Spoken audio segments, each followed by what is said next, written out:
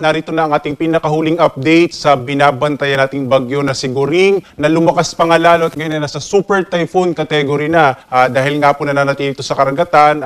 Sa ngayon po, ang kanyang lakas ay nasa kategorya na ng super typhoon. Narito po yung pinakahuling update po dito sa bagyo. Huling namataan ang mata ng bagyong Goring, ng super typhoon Goring, sa bahagi ho ng Palanan sa Isabela. Taglay niya ngayong pinakamalakas na hangin na sa 185 kilometers per hour malapit sa gitna at pagbugso na sa 230 kilometers per hour. Ito ay mabagal na kumikilos pa timog kanluran. Samantala, may isa pa tayong binabantayan na low pressure area. Huling itong namatan may higit 2,000 kilometro. Hilagang silangan sa may bahagi naman ng Eastern Visayas. Sa ngayon, inalis yung posibilidad na pwede ito maging bagyo pero at least in the next 24 hours, medyo maliit pa ho. Kaya patuloy natin i-monitor yung isa pang low pressure area na ating namataan sa labas ng Philippine Area Responsibility.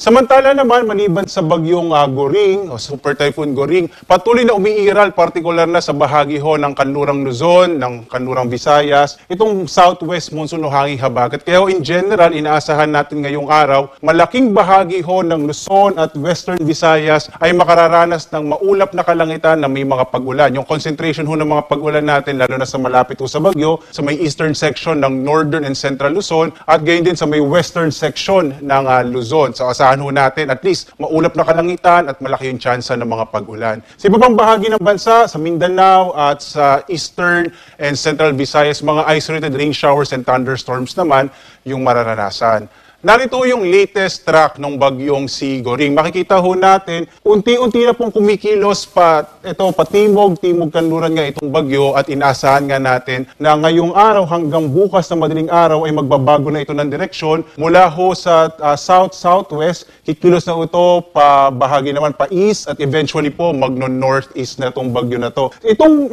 area ho na to, ito po yung makikita natin nasa southernmost part ho ng track ang bagyo mamaya pong hapon. At simula po mamayang hapon, magbabago na ulit ito ng direksyon, patungo na ho ng northeast, papalayo na rin ulit ng ating bansa. Ito yung kanyang looping na tinatawag ho natin. At eventually ho, bandang araw ng Lunes o bukas, ina-expect ho natin magsisimula itong kumilos pa hilaga at eventually po ay hilagang kanluran na northwestward. Base ho dito sa ating latest track, mananatili ito na super typhoon category hanggang bago ito maglandfall sa may southern part ng Taiwan, posible pong araw ng Huwebes. Possible naman na lumabas ng Philippine Air Responsibility ang bagyong Goring araw ho ng Huwebes o madaling araw ng Biyernes. Muli po, nakikita natin na mananatili ito sa super typhoon category, kaya ho yung bahagi nitong bahagi ho ng Northern and Central Luzon, yung eastern section ng Northern and Central Luzon, partikular na sa Cagayan, Isabela, Aurora, ito po yung makakaranas ng mga bugso ng hangin, malalakas na ulan dulot ng bagyong Goring. Narito naman yung ating mga tinaas na tropical cyclone wind signal. Makikita ho natin, signal number 3 pa rin sa extreme eastern portion ng Isabela, partikular na sa mga bayan ng Didilacan at Palanan. Habang signal number 2 naman sa silangang bahagi ng mainland Cagayan, ito ho yung bahagi ng Peña Blanca, Bagao, Gataran, Lalo, Gonzaga, Santa Teresita, Bugay at Santa Ana. Signal number 2 rin ho sa silangang bahagi ng Isabela, partikular na yung mga bayan ng Dinapigue, San Mariano, Ilagan City, Maconacon, Cabagan, Tumauni, San Pablo at Benito Soliben. At signal number 2 rin sa extreme northern portion ng Aurora, yung Dilasag at Kasiguran. Signal number 1 naman sa nalabing bahagi ng Cagayan kasama Babuyan Islands, northern central portion ng Aurora, partikular na ho itong Dinalungan, Dipaculao, Baler, Maria Aurora at San Luis. Habang signal number 1 din sa Quirino, nalabing bahagi ng Isabela, Apayao, Nueva Vizcaya, Ifugao, Mountain Province, Kalinga at Abra. Signal number 1 din sa silangang bahagi Ilocos Norte, ang mga bayan ho ng Pagudpod,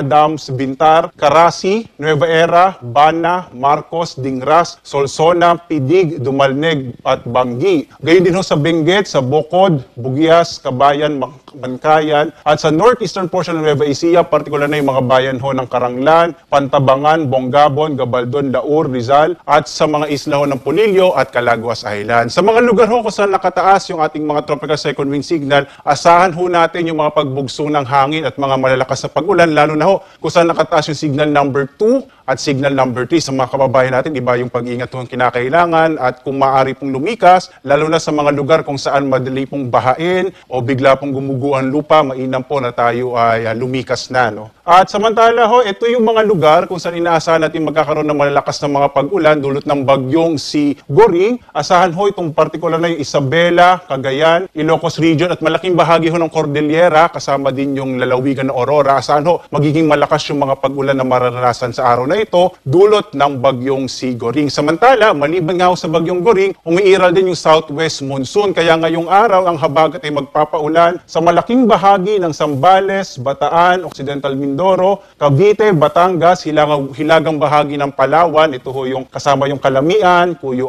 Islands, yung Culion, at gayon din ho itong Antique, Negros Occidental, at northwestern portion ng Aklan. So hanggang bukas ho, asahan ho natin posibleng malalakas na mga pag-ulan sa mga bahaging ito kung saan nakakaapekto ang hanging habagat. At in general ho, malaking bahagi ng Luzon at Western Visayas, inulit ko ho, ang makararanas ng mga pag-ulan na dulot ng pinagsamang epekto ng southwest monsoon o habagat at ng bagyong o super typhoon Goring. Samantala ho, may mga bugsuri ng hangin na mararanasan, bagamat hindi ho nakataas yung tropical cyclone wind signal, dulot naman ng habagat. Sa malaking bahagi ho ng Luzon, kasama din yung Visayas, Dinagat Islands at Camiguin. At bukas, asahan din ho yung malalakas na hangin na dulot ho ng southwest monsoon sa malaking bahagi ho ng Calabarzon, Mimaropa, Bicol Region, Kamaynilaan, sa Aurora, Bataan. Gayon din ho sa Dinagat Island, Camiguin at malaking bahagi ng Zamboanga Peninsula. So asahan ho natin yung mga pagbugso ng hangin at iba yung pag-iingat din ho. Dahil nga itong malalakas na hangin, maaari din ho magdulot ng pinsala, lalo na po pag mayroong mga infrastruktura na malapit sa lugar. Nakataas pa rin yung gale warning natin. Ito yung babala natin sa mga malalakas na pag-alon ng karagatan sa Batanes, Hilagang Baybayin Ilocos Norte, Cagayan, kasama yung Babuyan Island, Isabela at Aurora, at yung Hilagang Baybayin ng Quezon, partikular na yung mga bayan ng General Lacar, Infant at Real, kasama yung Pulilio Island. Sa mga kababayan natin, lalong-lalo na ho sa mga maliit na sasakyang pandagat, malilit ang mga bangka, sa ating mga kababayang mangingisda, iwasan mo nang pumalaot dito sa bahaging ito ng ating bansa dahil nga ho sa malakas na hangin na nagdudulot ng malalakas din ng mga pag-alon ng karagatan dulot ng bagyong Goring.